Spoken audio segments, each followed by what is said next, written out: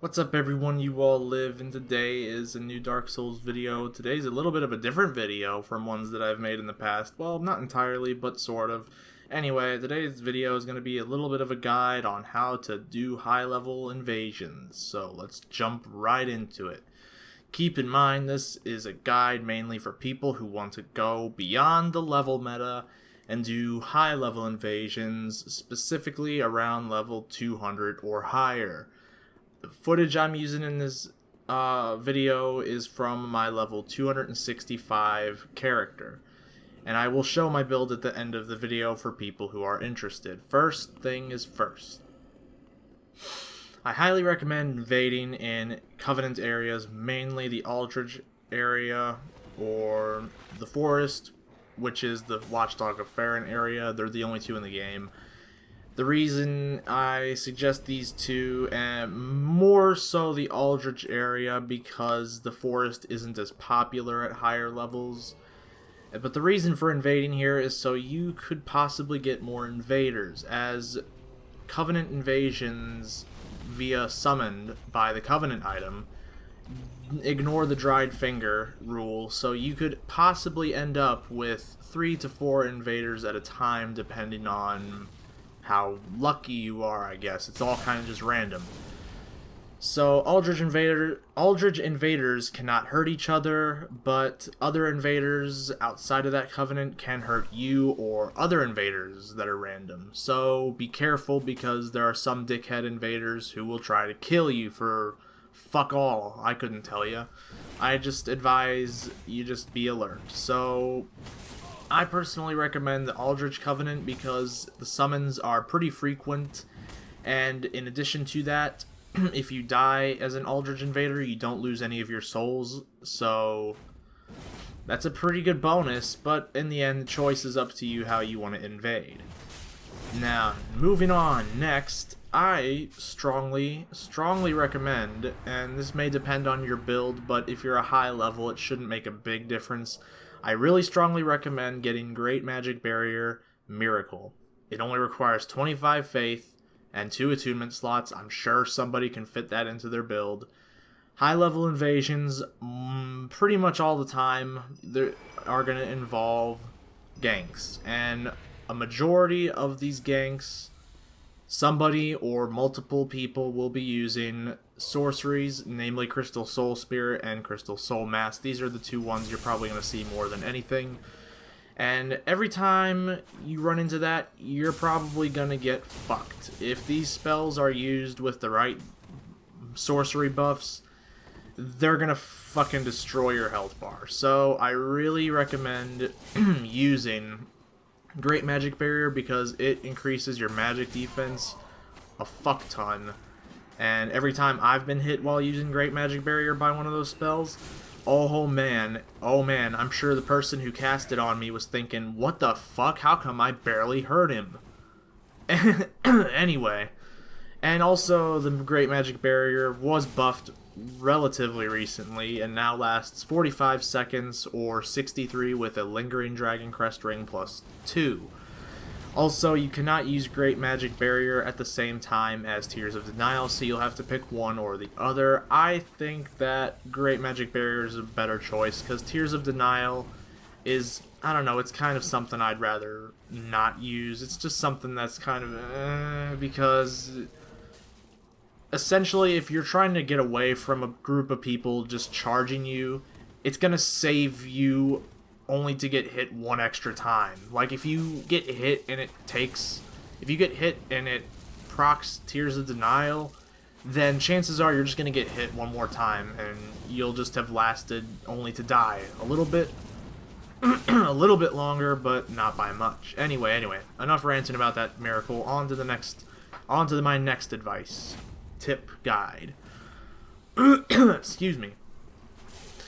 Like any other invasions, there are a few, mainly 2 main ways to take out phantoms. Note phantoms, not the host right away, but phantoms. Hornet Ring, parry builds, or combo builds. I prefer to use combo builds because I am not the parry king and I cannot parry the world yet. but I also don't enjoy constantly trying to predict parry or tank parry and then end up dying as a result of trying to tank parry because the timing was just slightly off, yada yada yada. So instead of doing that, I use combo weapons mostly and almost always recently the Onikiri and Ubadachi dual katanas. I hope I said that right. With Dark Moonblade Miracle, yes, I'm a scrub lord, I know. And because of the massive damage I can use with Dark Moonblade Miracle, just normally, having a dual-wield weapon with it is even better. Damage I can do with L1 combos from these katanas is very, very good. I can almost kill a phantom in a full 3 L1s combo. And sometimes sometimes they will roll away though after the second one, which is pretty often. But then, if you keep at it, you can sometimes catch people while they're rolling away by hitting them one extra time. However, it sometimes will kill phantoms, sometimes it won't. If you're going up against someone with Tears of Denial, it probably won't kill them right away. But it does do a ton of damage, and it will put pressure on phantoms, which is a very good thing. However, these combos are very easily parryable by somebody who is the parry king. So be smart with how you attack and try your hardest not to be predictable, because if you are predictable, you will get parried, hence why it's called predict parry. Don't be predictable. The weapon art for the katanas I personally love because it is a very good way to fake out people if you're, for instance, charging after them and they think you're going to do a running attack, but instead of a running attack you go, oh, surprise motherfucker, weapon art. You'll jump and you'll hit them and they'll have taken some pretty good damage. So that's pretty damn good if you ask me. It's a very, very effective way of just tricking people who are going to try to parry you. And it will punish them if you hit them with the full weapon art correctly, because sometimes you can just clip them. But if you hit them with it correctly, you can do a pretty hefty amount of damage, even on a host. So, and also, the reason for Dark Moonblade is pretty clear. As I mentioned before, lots of people will use sorceries, which means they will most likely be wearing a Crown of Dusk. And you know what that means? That means their magic defense sucks. So, Dark Moonblade Miracle is a magic buff. 2 plus 2 equals 4. So take that magic buff and go after the Crown of Dusk wearer, because you'll do even more damage on them. You see where I'm going with this. You see what I'm saying? Those are my main little bits of advice for doing high level invasions. They are much harder than lower level invasions, trust me. It's very, very hard, but it is still fun in a way, but it also can get aggravating. A few more tips: I recommend Hunter Charms and Dual Charms, or Lloyd's Talismans, because that's what they're actually supposed to be called. Yeah, you can only carry 5, and it's fucking bullshit. I don't know why you can only carry 5, but if you do actually manage to get somebody with it, it is very helpful because you can pressure them and they won't be able to heal for a little bit. Very helpful. The Dual Charms, just so you can take away someone's buff and piss them off even more. Who doesn't want some of that?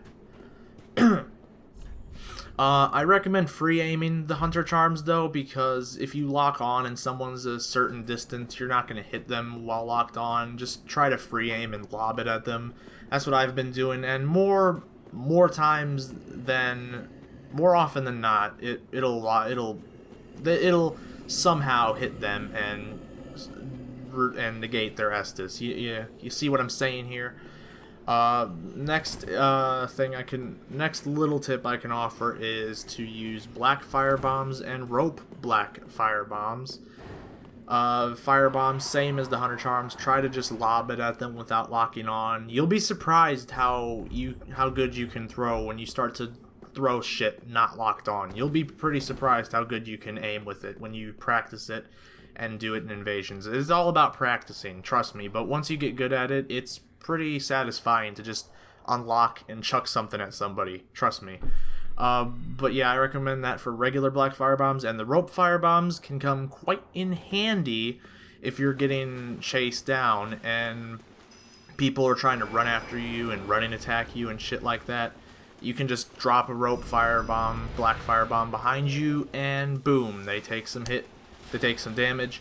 The black firebombs, both of these scale with your dex and strength, however, not that big of a deal really. It'll still do decent damage though, so that's a pretty good little plus to have, especially people running at you with a washing pole. You drop a black rope black firebomb behind you, and they're gonna get a face full of a bomb, basically.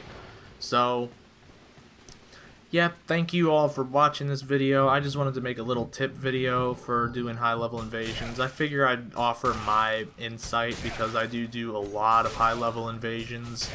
So, and I do not win as many as I lose, that's for sure. It's very tough. You are going to run into a hell of a lot more ganks, a hell of a lot harder ganks at higher levels. So just be kind of vigilant, just be alert, and yeah, I just wanted to make this quick video, so it's nothing too special. I hope you all enjoyed it.